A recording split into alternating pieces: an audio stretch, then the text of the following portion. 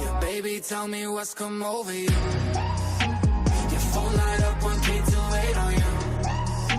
Yeah, baby, tell me what's come over you. Your phone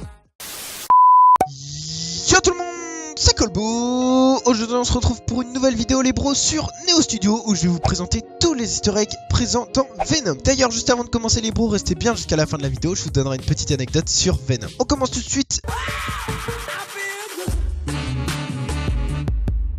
Le cerveau aussi bon que du chocolat. Comme vous avez pu le voir dans Venom, le symbiote avec lequel Eddie Brock doit partager son corps a des envies pour le moins embêtantes pour son hôte humain puisque ce dernier rêve de cerveau, de foie et d'autres organes croustillants. Sauf qu'Eddie refuse qu'il se nourrisse d'humains, du moins pas les gentils, et lui impose des alternatives. À la fin du film, Venom annonce qu'il aimerait bien du chocolat. Simple blague ou clin d'œil? Eh bien il s'agit là d'une référence aux comics dans lequel il est expliqué que le symbiote est en effet à la recherche de phényléthylamine, je sais pas si j'ai bien prononcé les bros mais c'est assez difficile, une molécule à l'effet stimulant présente dans le cerveau humain. Information importante, cette molécule est aussi présente dans le chocolat. D'ailleurs les bros, tant que j'y pense, n'oubliez pas de liker et de vous abonner, ça me ferait vraiment super plaisir.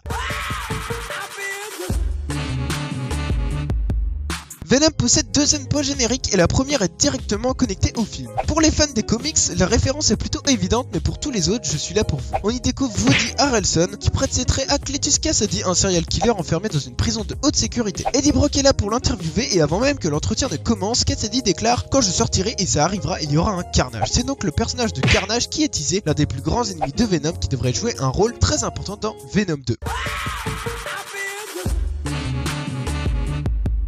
Un immeuble au nom symbolique. Connais-tu l'origine de Venom? Si oui, bien joué, sinon je vais vous expliquer. Il y a des années déjà, un fan a écrit à Marvel pour suggérer un changement de look pour Spider-Man et avait imaginé un costume noir fait avec les mêmes matières que ceux des 4 Fantastiques. Il a par la suite reçu une réponse de Marvel qui souhaitait lui acheter l'idée pour 220$. C'est cette suggestion qui a donné naissance à Venom et depuis le fan s'est fait connaître en annonçant que c'était son idée. S'il n'espérait pas récupérer les droits, il aurait aimé obtenir un peu de reconnaissance. Et c'est maintenant chose faite puisque le fan en question s'appelle Randy Schweller et le bâtiment dans lequel vit Eddie Brock dans Venom s'appelle The Schweller Building. Plutôt intéressant les bros, mais je vais en profiter pour faire la petite minute morale. Non, plus sérieusement les bros, faites très attention lorsque vous voulez créer quelque chose ou autre, ne dites pas vos idées aux autres, ils pourraient vous les voler. Un peu comme dans cette histoire car l'argent que Marvel ont donné à ce fan n'était clairement pas assez pour son idée. Il existe différents organismes qui protégeront vos idées en déposant des brevets.